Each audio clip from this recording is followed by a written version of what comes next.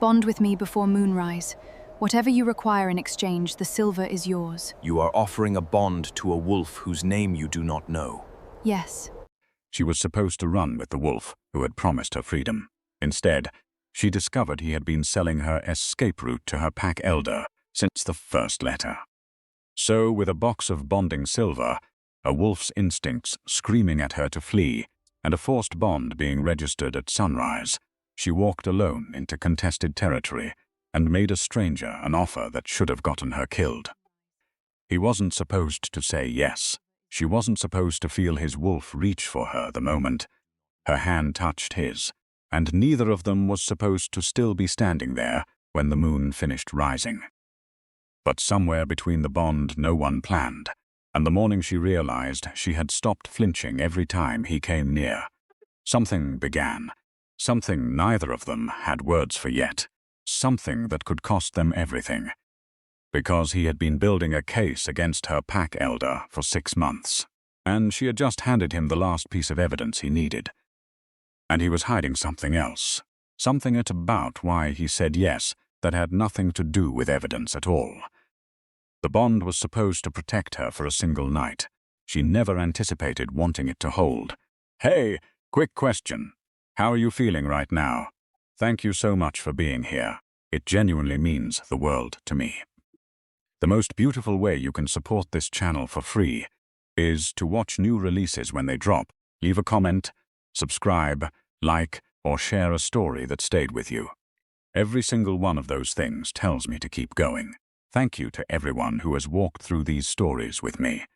Now, let's get back to what happens when the Omega they tried to register becomes the wolf no one can forget. Chapter 1. The Border Market. The bonding ceremony was scheduled for dawn. Senna had perhaps 2 hours.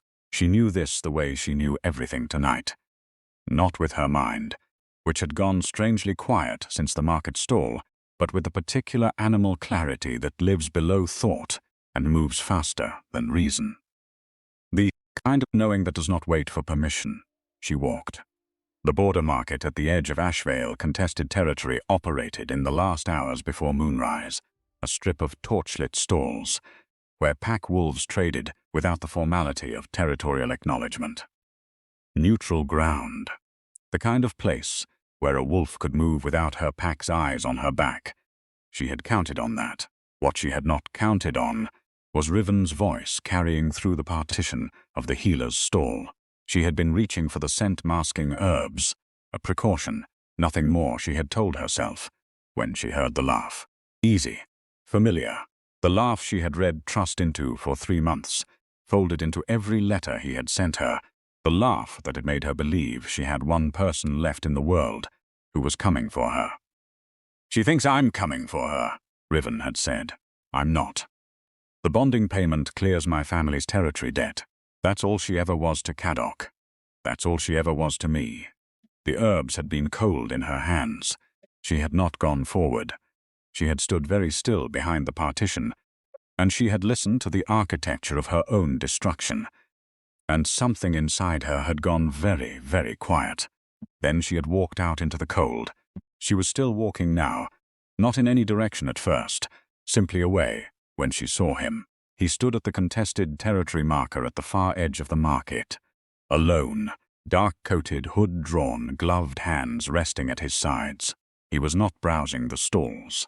He was not speaking to anyone. He simply occupied the space at the market's edge the way certain wolves occupy space, as if the air around him had reached an agreement with his presence and arranged itself accordingly. She stopped. She had nothing left. She understood this with extraordinary clarity. She had the bonding silver her father had hidden for her. Her grandmother's, untouched by any registry, the one thing Elder Caddock had never been able to find. She had the clothes she wore, and the hours left before dawn registered her name beside a man she had never chosen. The law of the pack gave her very little, but it gave her one thing Caddock could not take, the right to already be bonded. She crossed the market. She stopped before the stranger. He was tall. His face, what she could see of it, was controlled in the ways of someone who had made control into a natural expression. She opened the silver box. Her grandmother's bonding pieces caught the torchlight and burned warm against the cold. "I need a bond before moonrise," she said. She kept her voice level. "Elder Caddoc of Ironwood Pack is registering a forced bond on my name at dawn. If you bond with me tonight legally, with a neutral elder and witnesses, his registration cannot override it." She looked at him directly. "Everything I am carrying is yours in exchange." The silence between them was complete. He looked at her, not at the silver. She noticed that. He looked at her face, at whatever was written on it. Then he said, "What is Caddoc's full territory claim?" She stared at him. That was not the question a stranger asked. "Tell me," he said quietly, "and then I will answer you." Chapter 2. The Betrayal. She told him. She told him the way a person tells things when they have run out of reasons to be careful. Not everything, at once, but in the particular order that the truth insists on when it has been held too long in silence. She told him about her father first. Aldrich Vasra had been a mid-ranking pack wolf of Ironwood territory, not powerful, not wealthy, but respected in the way that steady men are respected. The kind of father who tracked the season's first snowfall by the way the mountain pine bent, who taught Senna to read territory maps before she could read pack script, who pressed dried wolf fern between the pages of her field guides and left them for her to find. He had also, as it turned out, been a man with a territory debt that Elder Caddoc had been quietly feeding for 6 years. She had not known the full shape of it until after the fever took him.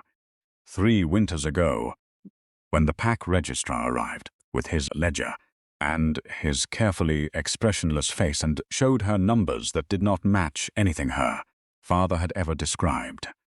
Levy charges filed in quarters he had been away on border patrol. Interest penalties on payments the registrar's own record showed had been made on time.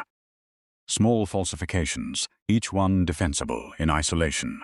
Together, they formed a debt that had swallowed her father's territory standing whole, and left her, the last of the Vasra line, as the only asset Elder Caddoc could collect against it. "He came to me 4 weeks after my father's burial," Senna said. Her voice was steady. She had made a decision somewhere in the last hour that steadiness was the only thing she had left to offer herself. "He was very kind about it. He said the pack looked after its own. He said a bonding arrangement had been identified that would resolve the debt entirely and provide for my security going forward." She paused. "He said it the way men say things when the decision has already been made and the conversation is a formality." The stranger said nothing. He was watching her with the focused attention of someone for whom what she was saying mattered in a way that went beyond the transaction she was proposing. She told him about Riven next. Riven Ashby had arrived at Ironwood territory 2 months after Caddoc's visit. A young wolf from a neighboring pack, charming and quick-eyed, with letters of introduction that seemed legitimate, and a way of lowering his voice when he spoke to Senna as if everything between them was a secret the rest of the world hadn't earned. He had told her she was brave. He had told her the life Caddoc was arranging was a cage. He had told her, in letters slipped through the hands of a sympathetic packmate, that he was going to help her reach neutral territory before the bonding registration closed. She had believed him. She had believed him with the whole desperate conviction of a wolf who had run out of other options. "The last letter said to meet him at the border market," she said. "Tonight. Bring what I could carry. He would have a route arranged." The torchlight moved between them. Somewhere behind her in the market, a stall keeper was closing his shutters against the cold. "He was not at the meeting point," she said. "I went to the healer's stall while I waited, and I heard him through the partition." She did not repeat what she had heard. She found she did not need to. Something in the way she had said heard him communicated the rest. The laugh, the words, the particular silence that follows when something you had been leaning your whole weight on is no longer there. The stranger was quiet for a moment. The market had thinned around them. The moon was climbing. "The bonding silver," he said at last. "It was your father's." "My grandmother's," she said. "He hid it where Caddoc's registrar would never look." She paused one breath. He showed me where it was when I was 12. He said, every wolf should know where her emergency courage is kept. Something shifted very slightly in the stranger's expression. Keep the silver, he said. She looked at him. What I am accepting, he said quietly, is the request, not the payment. He removed his right glove and held out his bare hand. My name is Caelan, he said. Come. Chapter 3, The Bonding. The neutral elder was already waiting. Senna did not ask how. She was beginning to understand that things arranged themselves around this wolf with a quiet efficiency that suggested the arrangement had been made well in advance of any visible instruction. The Border Lodge, a low stone building set back from the market road, neutral territory lanterns burning at either side of the door, had light in its windows when the carriage stopped before it. 2 witnesses stood on the step. An elder in a grey territorial sash opened the door before Caelan reached it. None of them looked surprised. All of them looked at Caelan the way the border market wolves had gone still when he arrived. Not with fear exactly, though there was something adjacent to it underneath. With the particular deference of people who understood, without requiring it to be stated, that the man they were looking at did not need to raise his voice to be the most consequential presence in any room he entered. Senna filed this away. She filed away a great many things. In the next 20 minutes, because focusing on details was the only way she had found to keep the full weight of what she was doing from landing on her all at once. The bonding chamber was simple. Stone floor, low ceiling, a territorial flame burning in an iron bracket on the wall.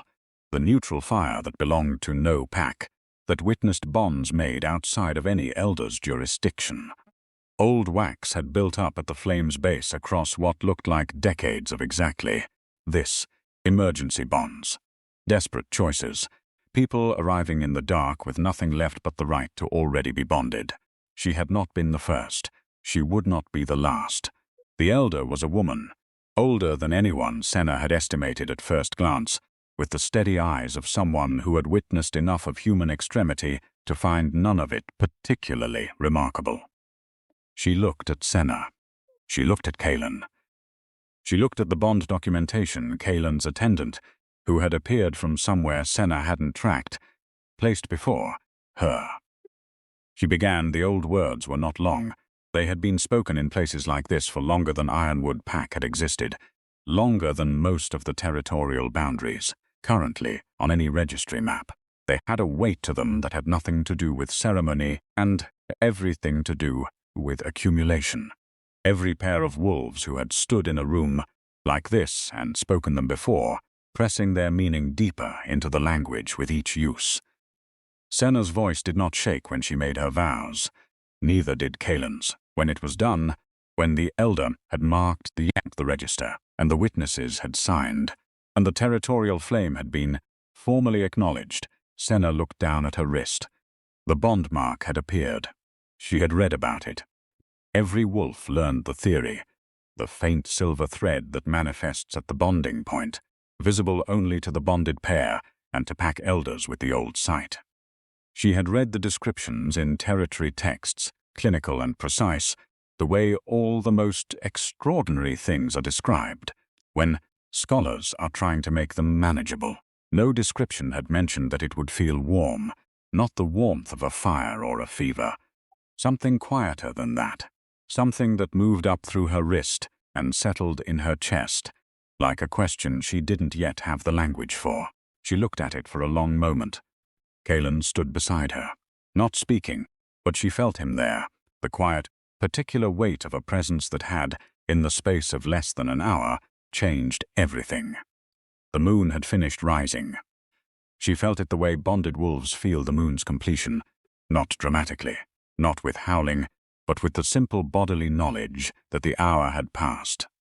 Somewhere behind her, across the contested territory border, in the pack hall of Ironwood territory, Elder Cadoc's bonding ceremony had just been declared void, a registration made in the last hour before moonrise. A prior valid bond, properly witnessed, properly sealed. She touched the bond mark with her opposite thumb.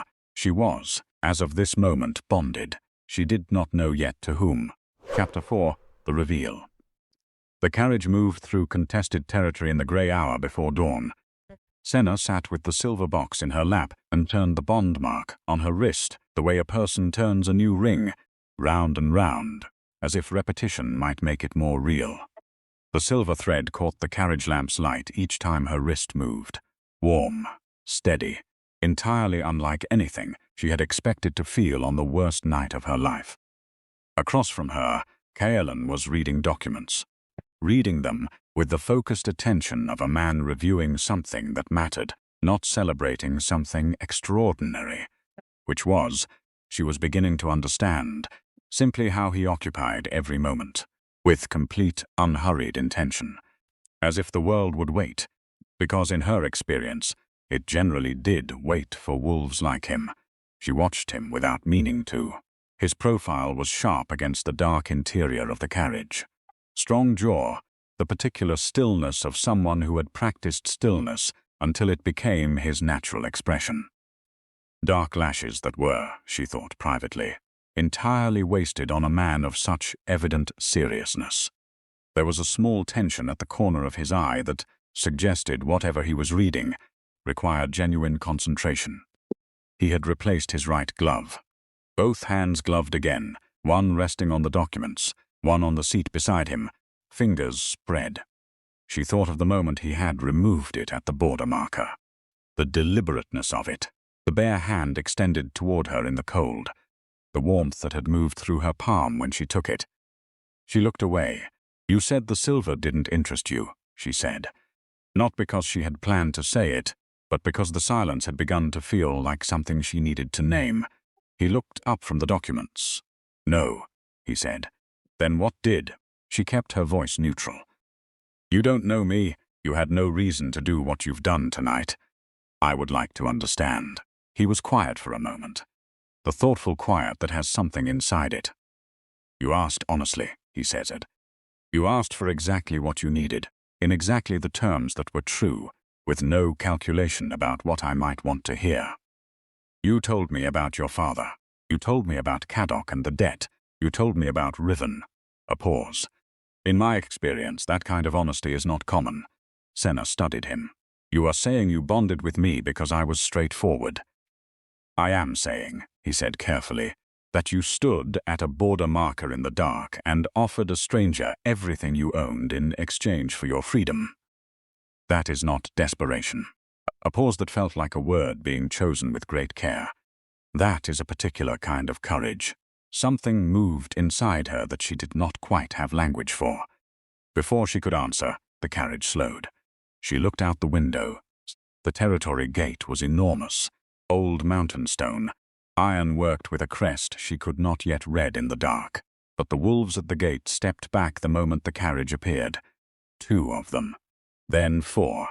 Then a third carriage lamp was lit from the inside of the gatehouse, and the warm light fell across the crest above the arch. Senna went very still. She knew that crest. Every pack in the northern region knew that crest. It appeared in territorial tribunal documents. It appeared on the boundary maps that pack elders reviewed before making a significant decision about contested land. It appeared, most notably, in the spaces where other packs' crests were not, the territories that no one challenged, the borders that held without dispute, because the wolf who held them had never needed to defend them twice, the silver stag on black, the mountain peak above. The old script beneath, in the territorial tongue, Fortis et Fidelis. Strong and faithful, the carriage stopped. Senna did not move for a long moment. She looked at the crest. She looked at Caelan. She looked at the crest again, with the expression of someone locating the exact point where their understanding of the evening required complete reconstruction. "Mourne," she said. Her voice was very quiet. He had already stepped down from the carriage and was speaking to his attendant in a low, rapid voice. At the sound of his name, not his title, just his name, spoken by her in that particular tone, he turned. His expression was entirely calm, which was, she thought, a remarkable quality in a man who had just been correctly identified. "Caelan Mourne," she said. The words came out with great care. "Alpha of Ashvale Pack." "Yes," he said. The world reorganized itself. She had bonded herself to the alpha that packs don't challenge, the wolf that Elder Caddock had been careful never to name in open council, the one the territorial tribunal calls on when evidence needs to be handled with absolute, irrefutable precision. She thought of herself at the border marker, pressing the silver box into her palms and announcing her price. "I offered you my grandmother's bonding silver," she said. "And I declined it," he said. "I didn't know. I know you didn't know." Something moved at the corner of Im's mouth. "Had you known, would you have asked differently?" She considered it honestly. "I might have been too frightened to ask at all." "Then it is perhaps as well," he said quietly, "that you didn't know." She looked at him, at the gate, at the territory stretching beyond it into the dark mountain dawn. "They say," she said slowly, "that no pack challenges Asheville twice. Packs that challenge once tend to reconsider their approach," he said. His voice was even, but she heard something beneath it, clean and cold and entirely without performance. "They say Elder Caddock has never once requested a territorial tribunal hearing." A pause. "Elder Caddock," said Caelan, "has very good reasons for avoiding tribunal hearings." Senna stared at him. She had bonded herself to the one wolf in the northern region who had been building a case against Elder Caddock. She had walked out of Ironwood territory in the dark with her grandmother's silver and her father's lesson about emergency courage, and she had handed the territorial tribunal's most consequential alpha the last piece of evidence he needed. She opened her mouth. She closed it again. "Come," Caelan said. He offered her his arm, gloved, steady, entirely certain. "There is a great deal to discuss, and you are cold." She looked at his arm for a moment, then she took it, and walked through the gate of Asheville territory as the first grey light of dawn began to threaten the mountain sky behind her. Chapter 5. The Morning Reckoning. The Ironwood Pack Hall looked exactly as it always had at dawn. Senna had grown up passing through that gate. She knew the particular sound the iron latch made in cold weather, the way the territorial tail flame in the entrance hall threw long shadows across the stone floor in the early morning, the smell of the place, pine resin and old wood, and the faint mineral undertone of the mountain rock the hall had been built against 3 generations ago. She had not expected to approach it from the outside as something's other than what she had always been, inside it. She stood on the path below the steps beside Caelan and looked at the gate from this different angle, and she thought about all the years she had moved through those walls without fully understanding that walls could hold a wolf just as completely as any chain. Caelan's attendant moved first, crossing to the pack hall's registrar post with the bond documentation open, laying it before the gate sentinel with the pleasant, precise efficiency of a wolf who had done exactly this before, and found the process entirely unremarkable. Behind them, Caelan's territorial witnesses waited, and on the side panel of the carriage, clearly visible in the early light, the Asheville Pack crest caught the dawn, old stone grey and iron black, the mountain wolf at its center, the alpha's mark beneath. The gate sentinel looked at the documentation. He looked at Senna. He looked at the carriage crest. Something happened in his face that was very small and very significant. He opened the gate. They were shown into the pack council room. Elder Caddock was already there. He sat at the head of the council table with the bonding registration papers spread before him and the expression of a man who had arranged everything exactly as he intended and was waiting for the formality of completion. Broad-shouldered, slow-moving, with the heavy-lidded eyes of someone who had spent decades making decisions about other wolves' lives and had long since stopped finding it remarkable. His pack registrar stood at the window. His territorial witnesses occupied the chairs to his left. They all turned when the door opened. The sequence of recognitions moved through the room, the way a stone moves through still water. Caddock saw Senna first, alive, present, dry-eyed, and standing beside a wolf he did not immediately place. His expression did what the expressions of men who believe they own things do when those things appear unexpectedly. It sharpened with the automatic calculation of someone reassessing a situation they believed was already resolved. Then his gaze moved to Caelan. The calculation stopped. His eyes went to the window, to the carriage crest visible on the path below, and the color in his face did something Senna had never seen it do in all the years she had watched him jot move through Ironwood territory, as though the ground itself had agreed to accommodate him. It emptied.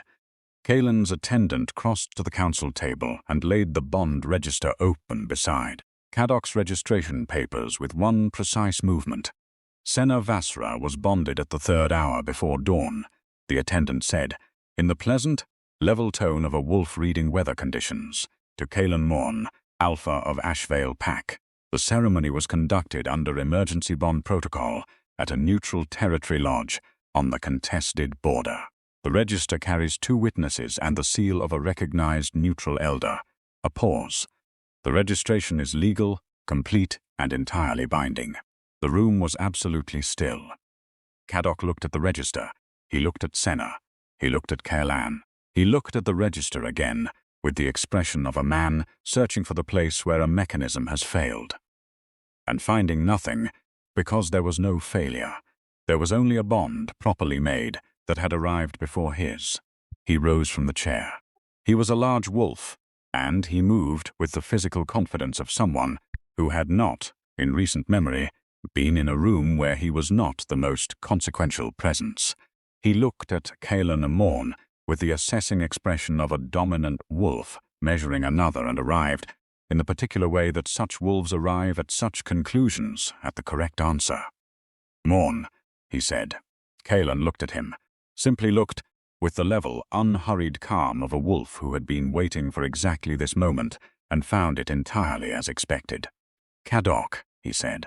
The weight of that single word, the way Caelan said the name, without heat, without ceremony, with only the flat precision of a wolf who has already decided how something ends, contained everything that needed to be said. Cadoc turned to Senna. His expression reached for something, authority, perhaps, the familiar register of a man reasserting command in a room where he has just lost it. "I see you have been busy," he said. His voice was meant to carry its old weight. It did not. Senna looked at him. Her chin was level. Her hands were still. She thought of his voice through the partition of the healer's stall. Not Cadoc's voice, Riven's, but Cadoc's arrangement underneath it, his calculation, his arithmetic that had never once included what she might choose. "I have been bonded," she said, "which means the registration you came to formalize is void." A pause, precise as a territorial boundary marker. "You might thank your registrar for his time." Cadoc's registrar began saying something about documentation review and the validity of emergency protocols. Caelan's attendant responded with the calm efficiency of a wolf, who had anticipated every objection and found none of them requiring significant effort. Caelan did not look at either of them. He looked at Senna. She was standing in the packed council room of the hall she had grown up in, with the full weight of the life that had been arranged, without her consent laid out before her. And she was not flinching. She was standing in the center of it, straight and still, and she was looking at Elder Cadoc with a directness that had not been possible in any of their previous meetings. Something had changed in her eyes since the border market. Something that had been afraid was not afraid anymore, or had decided that fear was not the primary thing. "There is another matter," Caelan said. The room went quiet. He reached into his coat and produced a folded set of documents. He laid them on the council table beside the bond register with the same unhurried precision. "These are copies of territorial levy records filed under Elder Cadoc's administrative authority across 9 pack families in this region. Over the past decade," he said, "they document a pattern of falsified debt amplification, charges filed against wolves on border patrol, interest penalties applied to payments the pack's own records confirm were made on time, levy obligations manufactured against family lines whose primary remaining asset was an unbonded female wolf." He looked at Cadoc. "The originals are with the Territorial Tribunal as of 2 hours ago. The investigation was opened before dawn." A pause. "This is not a threat, Cadoc. It is a notification." Cadoc stared at him. He stared for a long moment, and in that moment, something moved across his face that Senna had never expected to see there.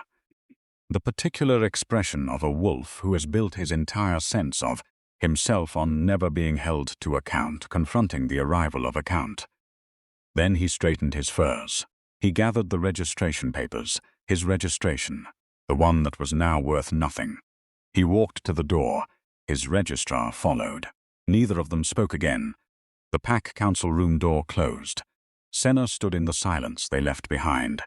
Outside, somewhere on the mountain path, a carriage was leaving. The sound of it faded, and the silence that remained was very large, and it had her whole life inside it. Every morning she had moved through this hall as something between a wolf and a resource, belonging fully to neither category. Caelan said quietly, "I will wait outside." He looked at her once, a single steady look that said, "I am here when you are ready," and then he withdrew. The door clicked shut. Senna stood alone in the Ironwood Pack Council room, and for the first time in 3 years, no one in it had the right to make a single decision about her life. Chapter 6. The Father's Message. The letter had been inside the silver box the entire time. She did not know this until 3 weeks after the morning reckoning, when the Territorial Tribunal's formal restructuring of the Vassra family's pack, standing allowed the return of her father's impounded personal effects. A small bundle of items Cadoc's registrar had seized after the debt classification, held in the pack archive as collateral against obligations that had since been proven fraudulent. The bundle arrived at Ashvale territory wrapped in oilcloth. A field guide with wolf fern pressed between pages 43 and 44. A territory compass with a cracked casing her father had never replaced, because he said a compass that had survived that much deserved to keep working. A folded piece of pack script she recognized as his handwriting before she had fully unwrapped it.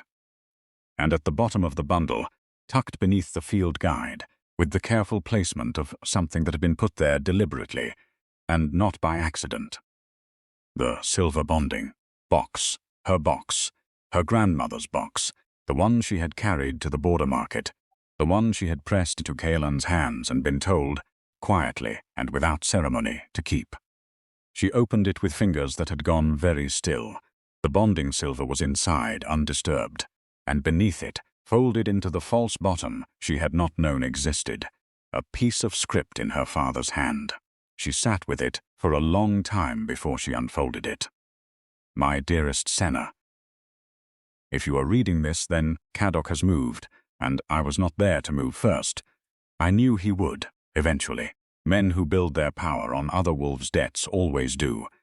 They simply wait until the wolf they are watching has no one left to stand beside them. I am sorry I could not be that wolf for you longer.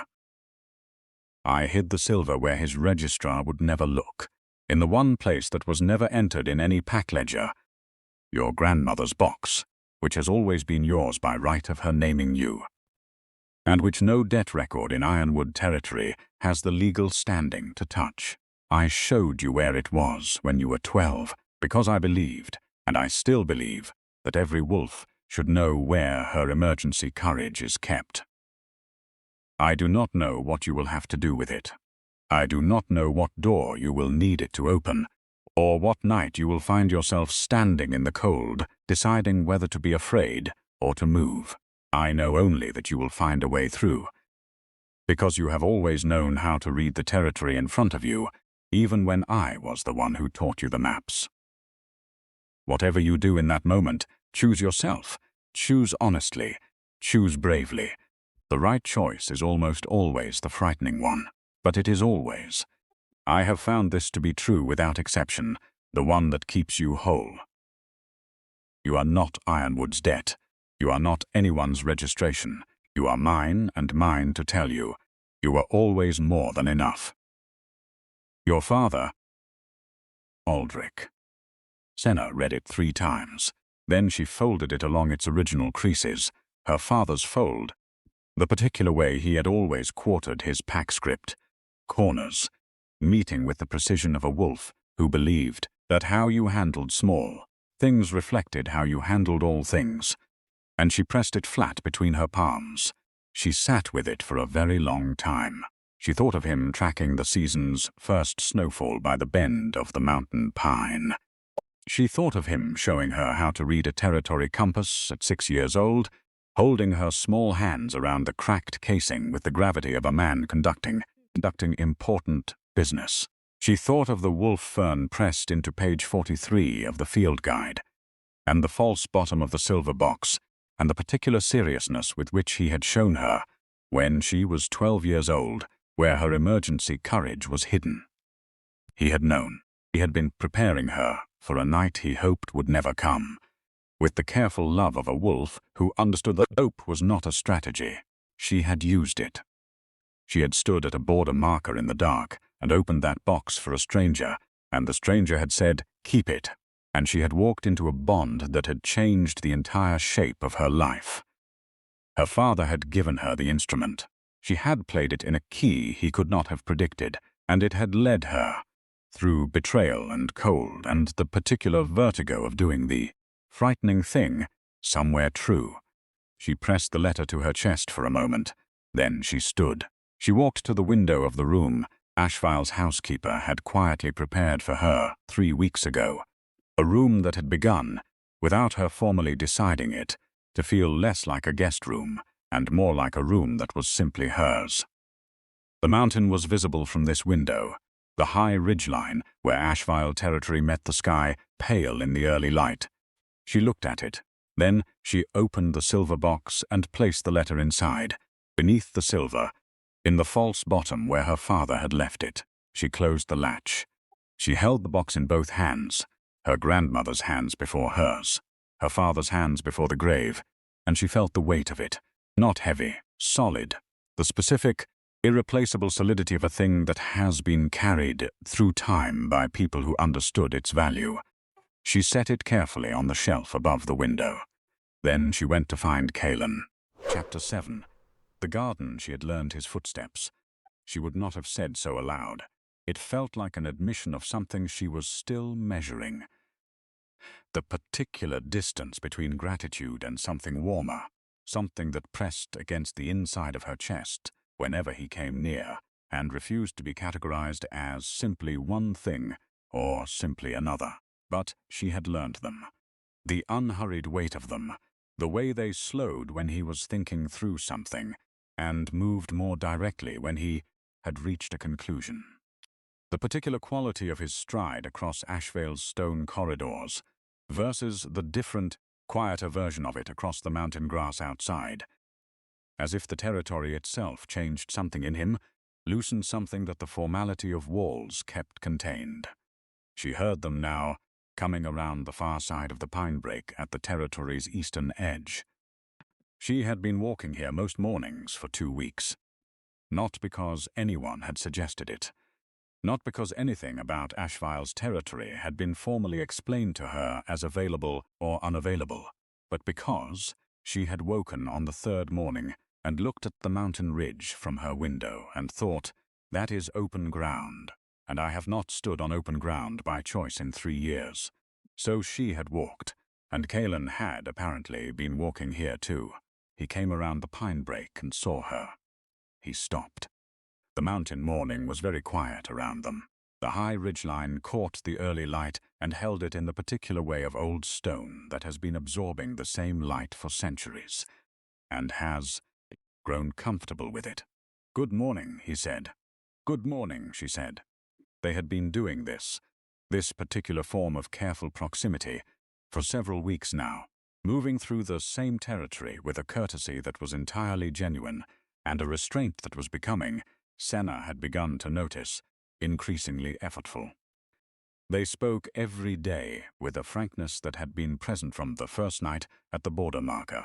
He did not speak to her as though she were fragile. He did not speak to her as though she were an obligation. He spoke to her the way she had always imagined speaking with someone would feel before the years of Cadoc's arithmetic had narrowed her world to survival calculations. But they had not spoken yet about the thing that lived at the center of what had happened between them. She sat on the flat-topped rock near the pine brake.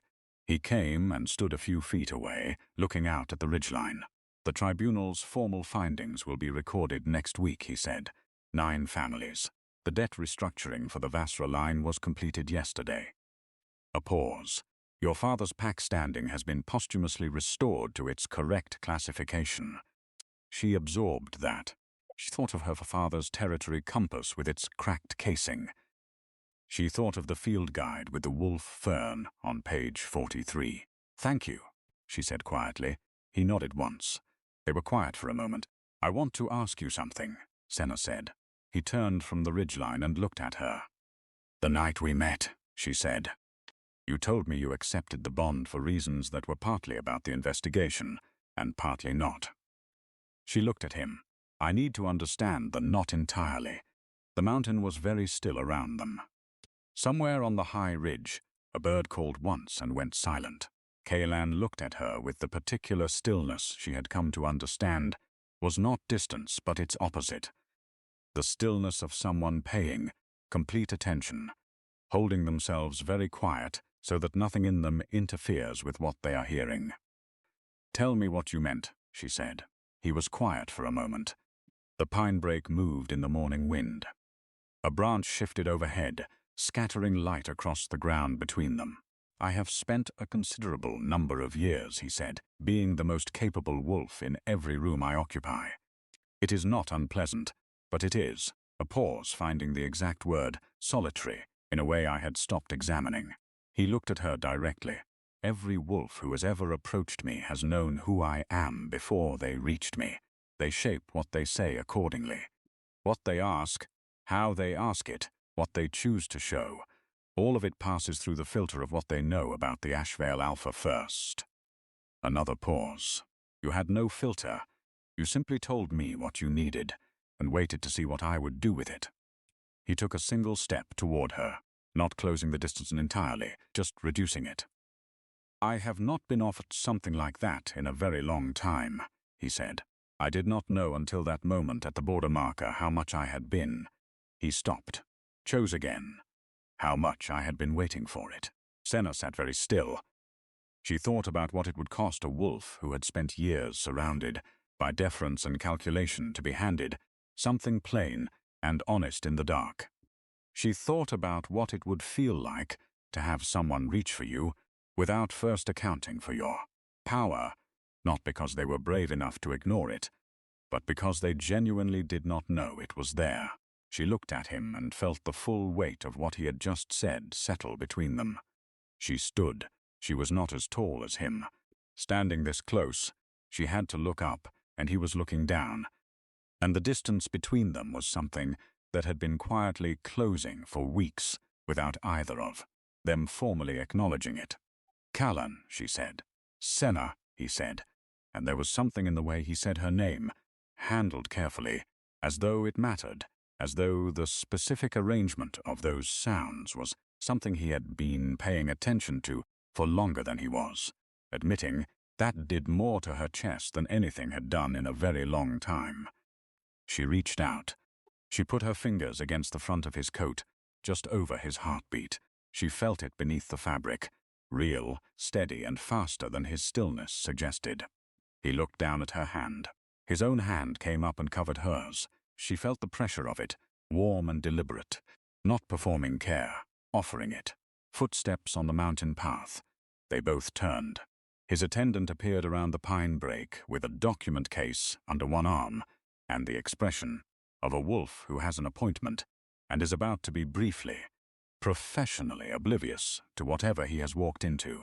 The tribunal's correspondence has arrived, the attendant said. There is a discrepancy in the Vasra family land classification that requires your review before the formal recording. Caelan looked at Senna.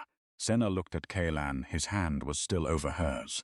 After a moment, she felt the corner of her mouth move, something small and private, a smile that had not asked for permission. Go, she said. He held her gaze for one breath longer then. This evening, he said quietly. Not a question. This evening, she agreed. He turned and walked with his attendant back toward the territory lodge. Senna stood at the pine brake with her hand, still warm from the weight of his, and she looked at the mountain ridge and the morning light moving across the old stone. She thought about the particular ruthlessness of how a life arrives at its real shape.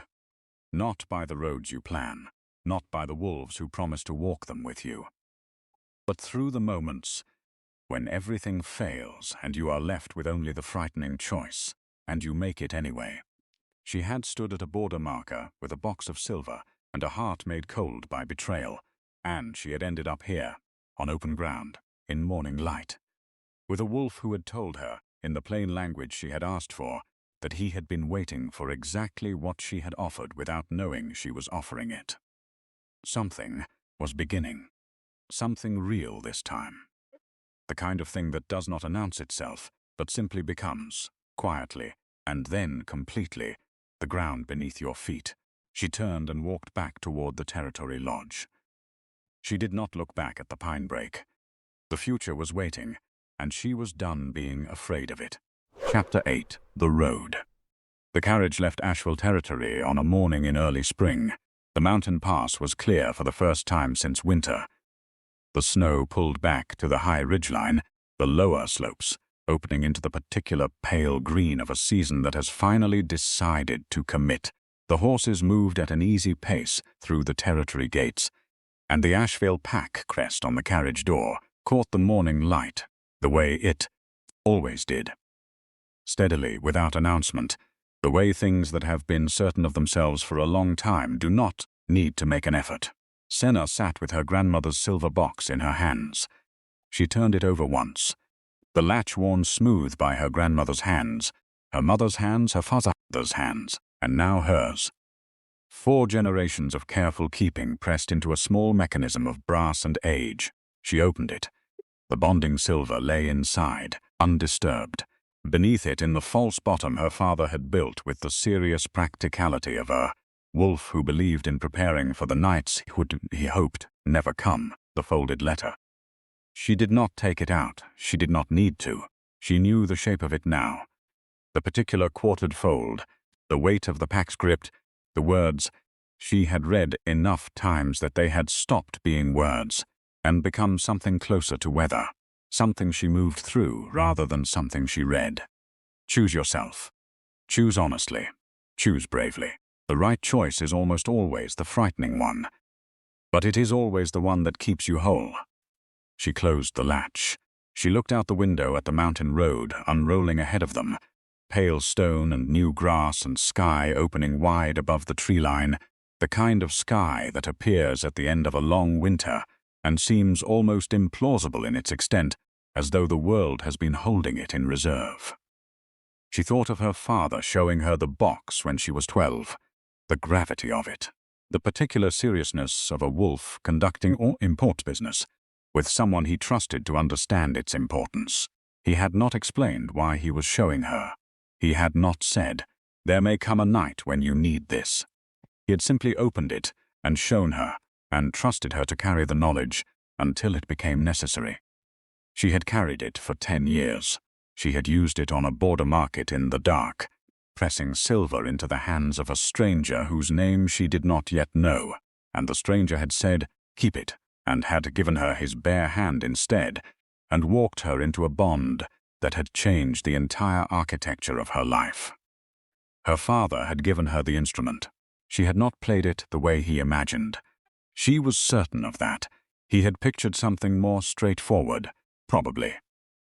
A conventional bonding, a wolf of her own choosing, a clear road. Not this. Not a border marker at midnight and a carriage ride through contested territory and the slow, extraordinary accumulation of a life in the same space as a wolf who had spent years being the most powerful presence in every room and had never once been spoken to without a filter. She thought her father would have understood it anyway. She thought he would have found it exactly right, beside her. Not across from her, because somewhere in the weeks since the morning reckoning the arrangement in the carriage had shifted without either of them formally noting it, the way most true things shift. Caelan was reviewing correspondence. His shoulder was warm against hers. The movement of the carriage rocked them slightly in the same direction at the same time, and Neither of them adjusted away from it. She opened her palm on the seat between them. His hand covered hers without him looking up from the page. No ceremony, no pause, simply the immediate, unhurried movement of a wolf who has learned the particular geography of the space beside him, and responds to it without having to think. She felt the warmth of it move up through her hand. She leaned her head very slightly against his arm. He turned a page.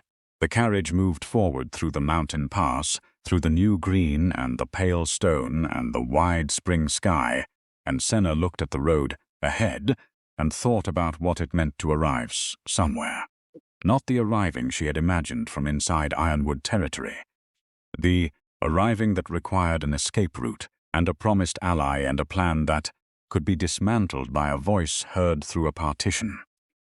That kind of arriving had a destination built from other wolves' promises. It was fragile in the particular way of anything whose foundation belongs to someone else. This was different. She had paid a stranger for a single night of protection. She had stood at the edge of contested territory with a box of silver and a wolf's instincts screaming at her to run, and she had chosen not flight, not compliance, but the frightening third thing, the thing that had no guarantee attached to it. The thing that required her to hand her grandmother's silver to someone whose name she did not know, and trust that the choice, however improbable, was the right one. It had been right. Not because it had been safe, not because it had been planned or predicted or rationally defensible in the moment she made it, but because it had been honest, completely, precisely without performance. And honesty, she was beginning to understand, had a way of finding the wolves who knew what to do with it. She held the silver box in one hand. She held his hand with the other. The road ahead was long and clear and open in every direction, and it was entirely hers, not assigned, not registered, not filed in any pack ledger under any elder's administrative authority. Hers, because she had chosen it. Because she had stood in the dark and been brave enough to ask. Her father had been right about that too. The right choice is almost always the frightening one, but it is always, she had found this to be true without exception, the one that keeps you whole. She looked at the mountain sky. She went to meet it. If this story moved you, hit that like button. Subscribe so you never miss what comes next. Share this with someone who needs a reminder that courage always leads somewhere true. And drop a comment telling me where in the world you're watching from. I love knowing who's on the other side of the screen.